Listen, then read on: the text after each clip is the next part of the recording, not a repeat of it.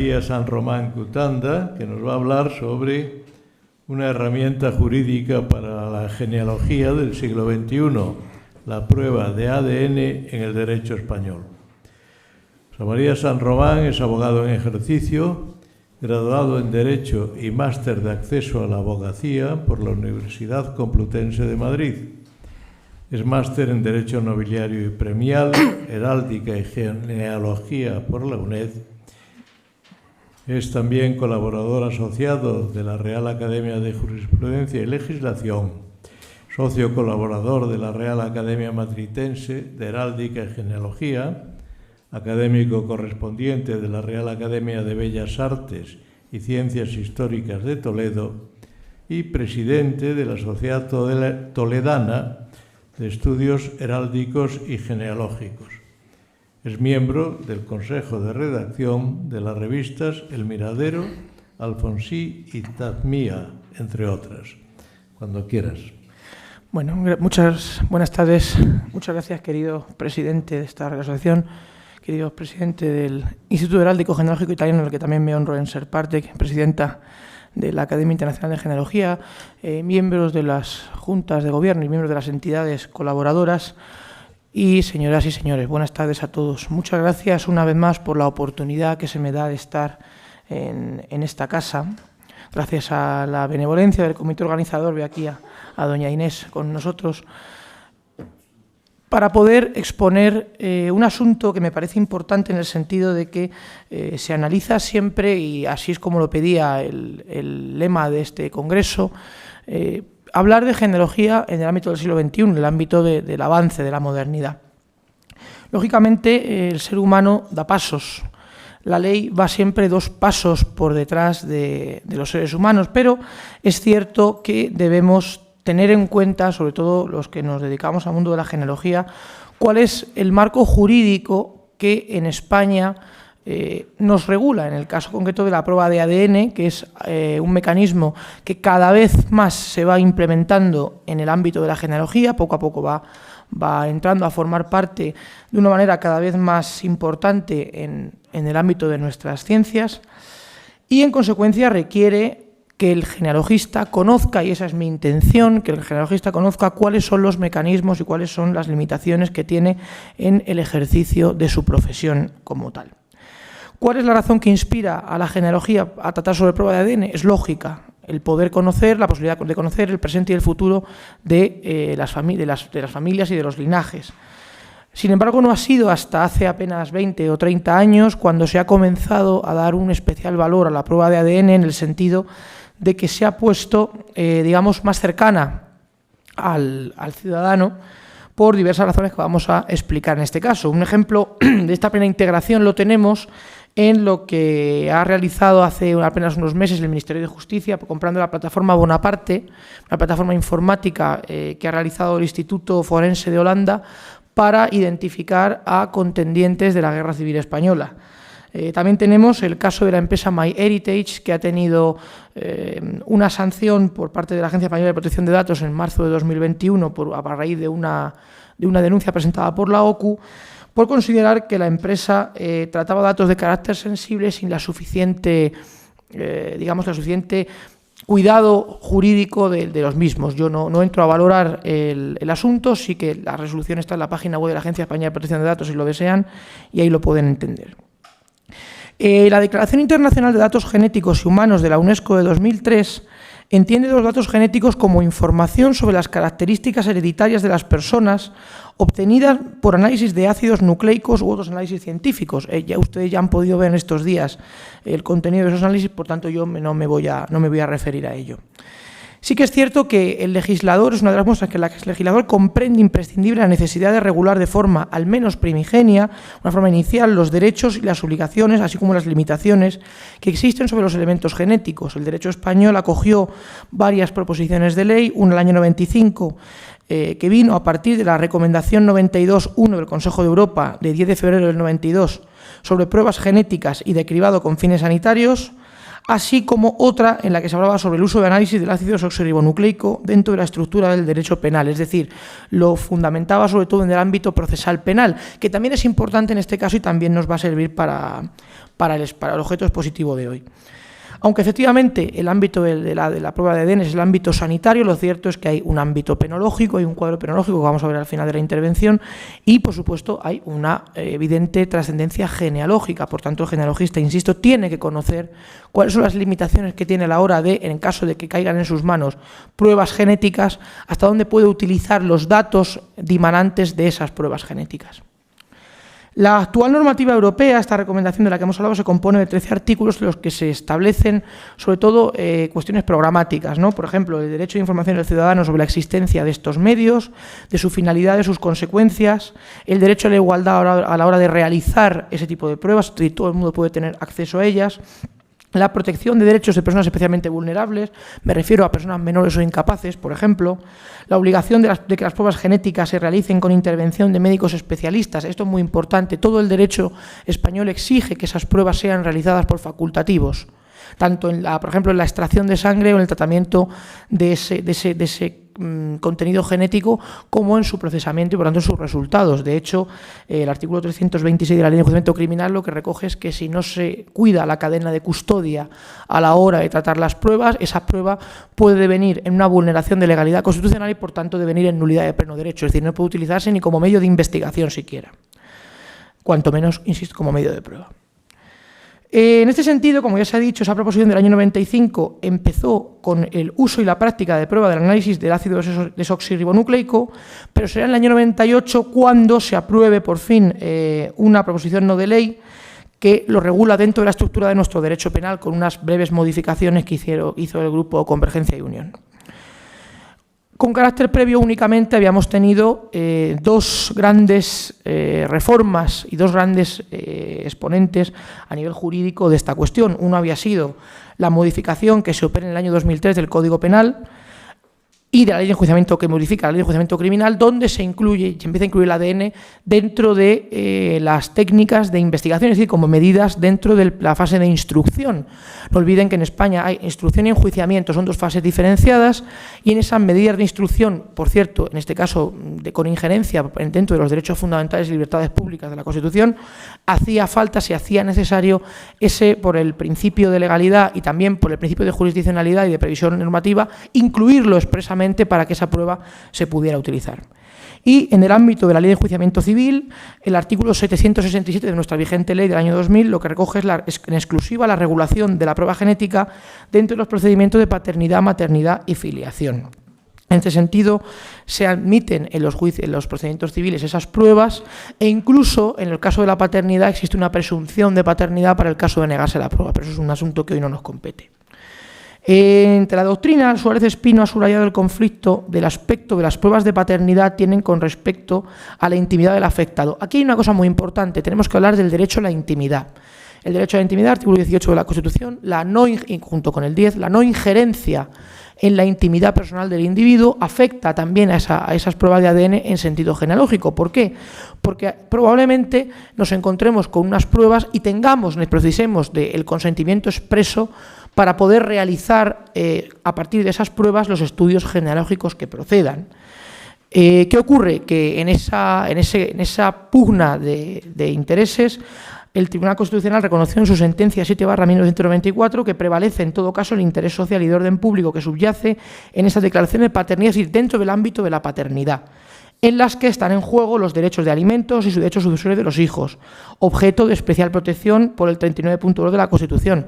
El derecho constitucional a la intimidad y la integridad física, en este caso, quedan en un segundo plano, puesto que se prevalece ese derecho de que el hijo conozca quién es su padre frente al derecho a la intimidad corporal. No olvidemos también una cosa importante, a efectos de lo que pueda ocurrirle a ustedes cuando tengan pruebas genealógicas en la mano. Una cosa es la intimidad corporal, es decir, la invasión de análisis de sangre, pruebas de orina y demás, y otra cosa son las pruebas que requieren intervención corporal sin la invasión, por ejemplo, una radiografía. Esto no es más en el derecho procesal penal, entra más, por ejemplo, para las personas que llevan dentro del cuerpo sustancias que traen, me refiero, como para comerciar y demás. no entra tanto en el ámbito genealógico. El ámbito genealógico sí que forma parte de esa intimidad corporal por cuanto el ADN se saca de fluidos corporales. El derecho español hasta el año 2007, que es cuando ya con la Ley Orgánica 10/2007 se crea un registro, una base de datos policial para procesar los datos de manera centralizada, había una gran laguna en este sentido en el derecho español.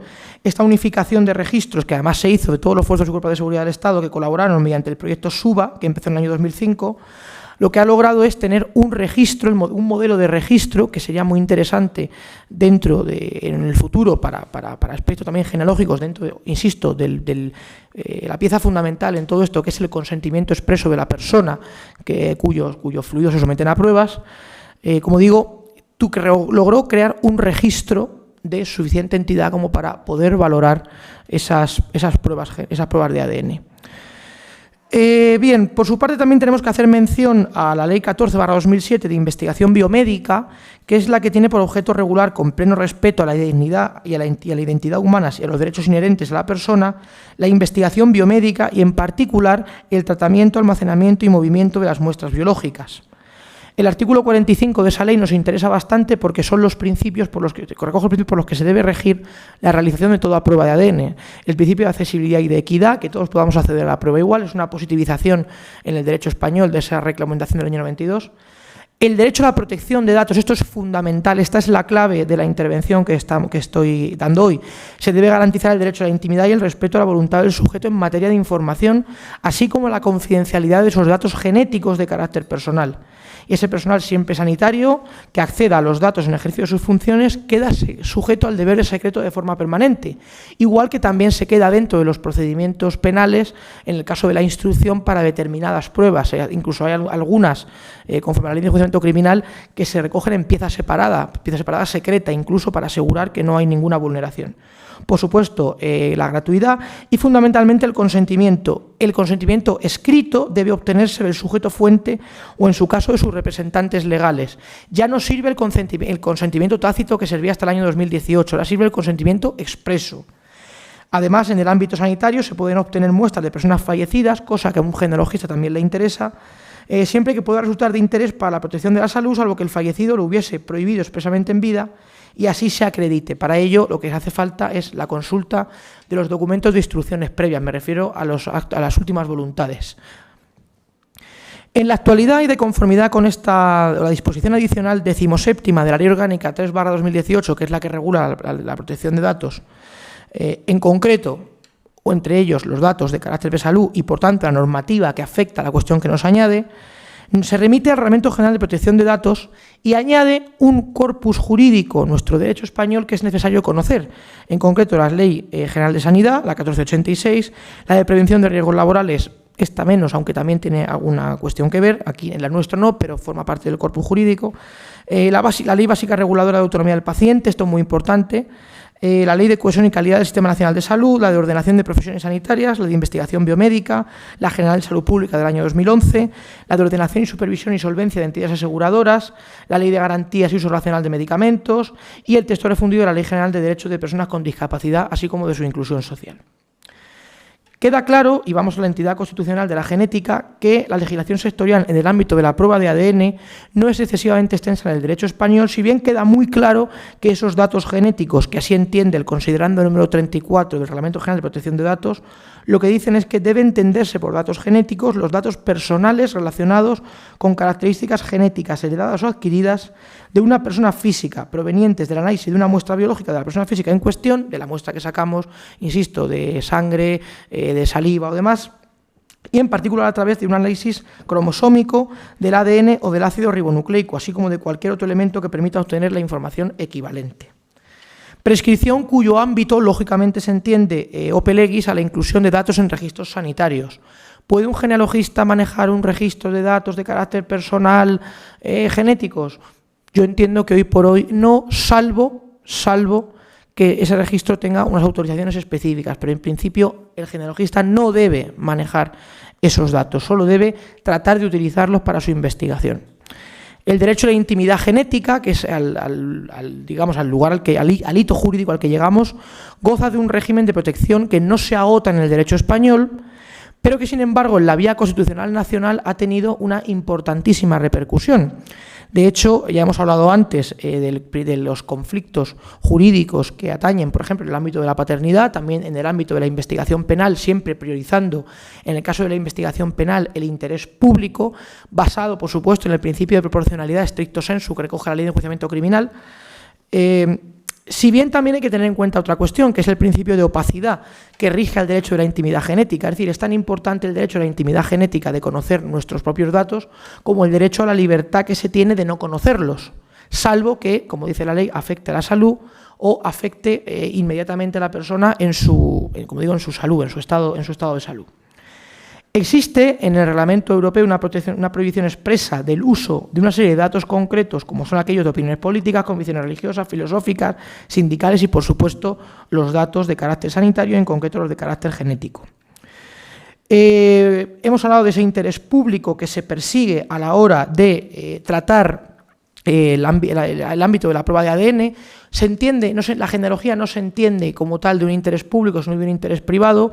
Si bien yo plantearía que a partir de determinados hitos temporales sí que debía ser un interés público, puesto que a lo mejor el hallazgo de restos de más de 100 años de antigüedad sí puede ser interesante para conocer, pues primero datar de quiénes son esos restos y segundo, cruzar si es o no es la persona de la que se opina. En consecuencia, eso debe quedar en el futuro y, de hecho, yo también desde aquí animo, en la medida de lo posible, aunque poco puedo yo hacer diciendo esto, pero sí que se debe intentar regular, en la medida de lo posible, el ámbito del genealogista a estos efectos, ¿vale? Pero eso requiere, como digo, un desarrollo normativo que no viene al caso y que además es muy complejo de conseguir. Y también quisiera hacerles partícipes de algo importante, y es que el Tribunal Constitucional, como ya he dicho, ha tenido varias ocasiones en las que se ha pronunciado no solo sobre la facultad positiva del uso de las pruebas genealógicas, sino también sobre las pruebas negativas, la facultad negativa de conocer, o bien la facultad negativa de negarse o de no poder negarse al uso de esa prueba genealógica. Como así han recogido, por ejemplo, en las sentencias 292/2000, la 70/2002, la 196/2004, etcétera. Les leo solo un fragmento de una, donde se dice que la Constitución española garantiza la integridad personal de la que forma parte la intimidad corporal de principio inmune en las relaciones jurídico-públicas frente a toda indagación o pesquisa que sobre el cuerpo quiera imponerse contra la voluntad de la persona, cuyo sentimiento de pudor, también fíjense, el derecho español habla del sentimiento de pudor, queda así protegido por el ordenamiento, en tanto responde a estimaciones y criterios arraigados en la cultura de la comunidad.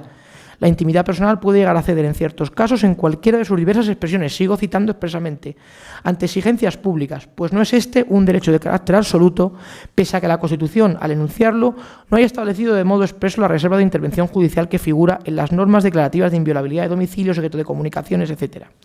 Tal afectación del ámbito de la intimidad solo es posible mediante decisión judicial que habrá de prever que su ejecución sea respetuosa con la dignidad de la persona y no constitutiva, atendida la circunstancia del caso de dato degradante. Es decir, ya hablamos del hecho de la decisión judicial frente al consentimiento. Es decir, si hay consentimiento no es precisa una decisión judicial, incluso en una instrucción penal.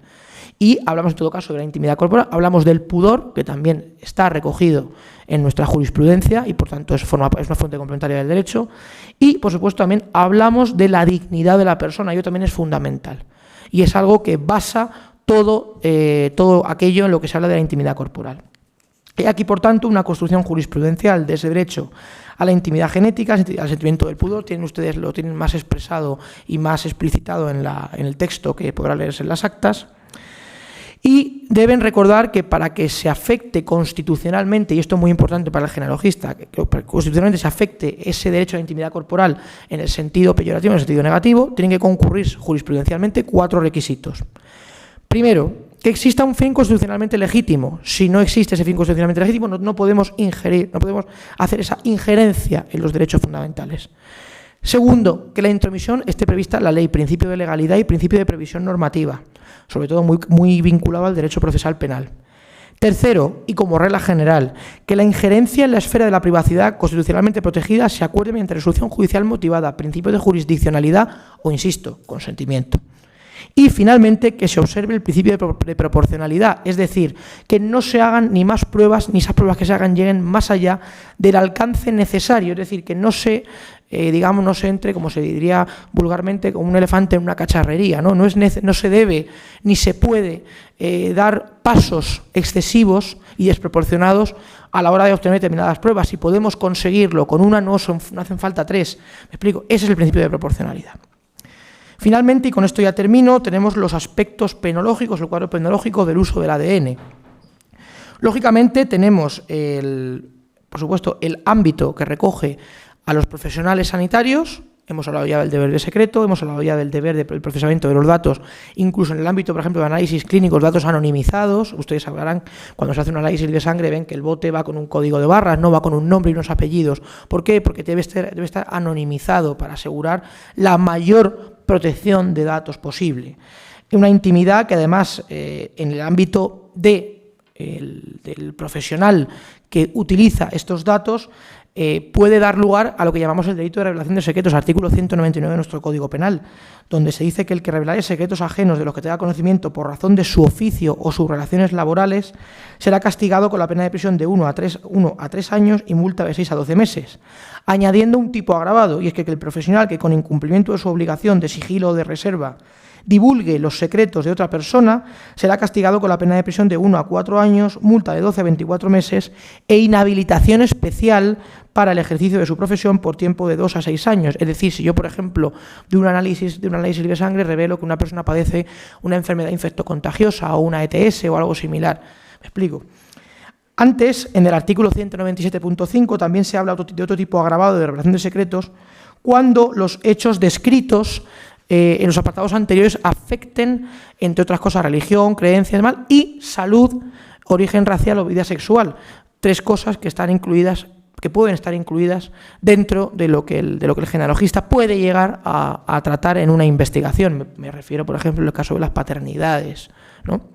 También hay otro agravante que va a la mitad superior de la pena, que puede ocurrir la revelación de secretos con fines lucrativos, es decir, yo me apropio de determinadas pruebas genéticas que he tenido en el ejercicio de mi profesión y las vendo porque quiero sacar algo en claro. Imagínense ustedes si yo soy el analista clínico que vende la prueba de paternidad de Julio Iglesias, por ejemplo. Eso es un delito, ¿no? Todo esto ha sido complementado con reiterada jurisprudencia, de la que tampoco les voy a hacer una gran digresión, puesto que lo tienen en el texto escrito y el tiempo siempre corre más de lo que a uno le gustaría, pero sí quiero que les quede clara una cosa. Primero, el Tribunal Supremo nos dice que toda persona tiene derecho a que se respete el carácter confidencial de los datos referentes a su salud y a que nadie pueda acceder a ellos sin previa autorización amparada por la ley, formando parte de su derecho a la intimidad. 2. Tratándose de datos albergados en ficheros de salud, ese prejuicio aparece íncito en la conducta de acceso. Es decir, delitos contra la protección de datos. Si accedemos sin deber acceder, es decir, si yo, por ejemplo, soy el médico de atención primaria de Oviedo y quiero acceder a los datos de alguien que yo conozca, quien sea, que vive en cualquier otro lugar, pero que no es paciente mío, eso también forma parte de una vulneración del derecho de acceso que recoge la Ley de Protección de Datos. La salud forma parte, y estoy mencionando al Tribunal Supremo, de la estricta intimidad de la persona y, de acuerdo con nuestra cultura, se considera información sensible y es inherente al ámbito de su intimidad más estricta, siendo un dato perteneciente al reducto de lo que normalmente se pretende que no trascienda fuera de la esfera en que se desenvuelve la privacidad de la persona de su núcleo familiar. Finalmente, conclusiones. Las conclusiones, muy brevemente, entiendo que deben formularse a través del criterio de la orientación al genealogista sobre su estatuto profesional en lo tocante a la cuestión que aquí abordamos. La labor del genealogista debe circunscribirse de manera impecable al marco jurídico donde se desarrolla, habida cuenta de que tiene en sus manos, puede llegar a tener información que en ciertos casos puede ser considerada sensible.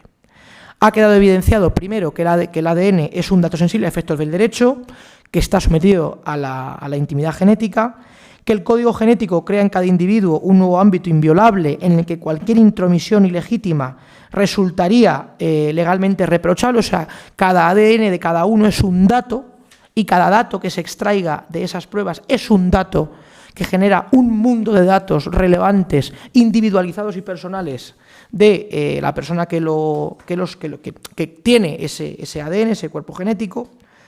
Esa protección, además de constitucional, forma parte también del ámbito de la protección de datos y del ámbito del derecho penal. Y, naturalmente, en lo que respecta al estatuto jurídico de las personas que tienen capacidad para manipular ese contenido genético, se precisa señalar en todo momento que deben ser facultativos en el ámbito de la salud. Por tanto, los genealogistas no podemos manejar como tal esas muestras de ADN ni las muestras de ninguna clase. Podemos manejar los resultados y siempre, insisto, firmando un NDA, un Non-Disclosure Agreement o alguna cláusula similar de confidencialidad a la hora de tratar esos datos. ¿Por qué? Porque, insisto, son datos de carácter personal, son datos que forman parte de la intimidad y, en consecuencia, requieren de esa protección. Y además el genealogista se protege a sí mismo, porque lo que hace es evitar que puedas reprochársele en cualquiera de los ámbitos que hemos dicho un trabajo negligente en el ámbito de su ejercicio.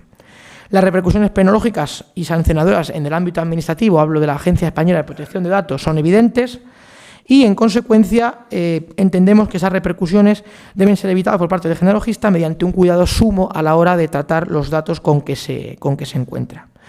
Así pues, queda claro que la prueba de ADN puede ser una herramienta de interés, como además se ha visto en este congreso, para los genealogistas, siempre y cuando se conozca adecuadamente cuál es su estatuto jurídico y, sobre todo, y lo más importante, cuáles son los límites, las líneas rojas que no podemos sacar, puesto que solo así garantizaremos, primero, que el genealogista actúe conforme a derecho, que actúe correctamente, que no se meta en ningún jardín que no le corresponda y, sobre todo, que la investigación genealógica, además de ser completa, sea fiel a la ley.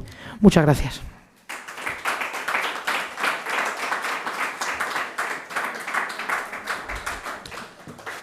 Como hemos empezado ahí 5, vamos a terminar ahí 5, para ser justos. Así que si alguno quiere 2 o 3 minutos de preguntas, pues puede hacerlo.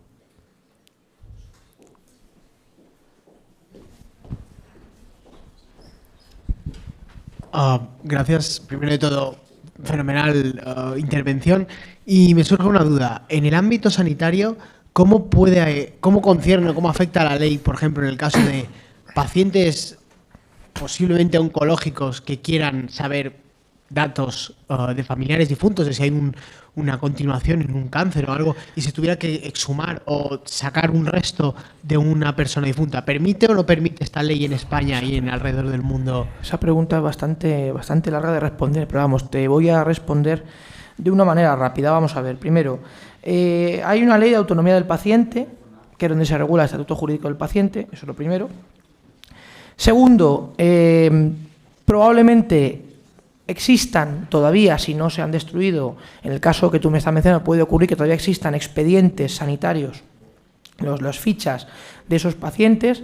Lo que ocurre es que para acceder a esas fichas es muy complicado, puesto que hay que demostrar la vinculación y además un dato de carácter personal que perfectamente puede haber pedido el causante, el fallecido, que se destruyan, o bien que además no formen parte ya de eso porque se hayan destruido.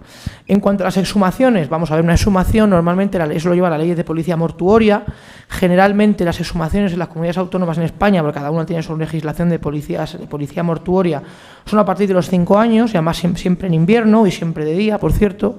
Es probable que esos restos ya no puedan aportar algo. Si pueden aportarlo, hay pruebas, existen pruebas, pero lógicamente para poder mover restos de un fallecido se necesita, aparte de un permiso especial, se necesita lógicamente tener una raigambre con la persona. ¿Se puede plantear que se investigue si los ancestros han tenido alguna enfermedad? No me ha sucedido nunca, es algo que nunca se me ha pasado por la cabeza, en la sencilla razón de que, lógicamente, los ancestros, puedes tú, en una propia prueba tuya de ADN, tú puedes saber si en los pares genéticos hay alguna predisposición. O sea, eso lo puedes averiguar a través de ahí.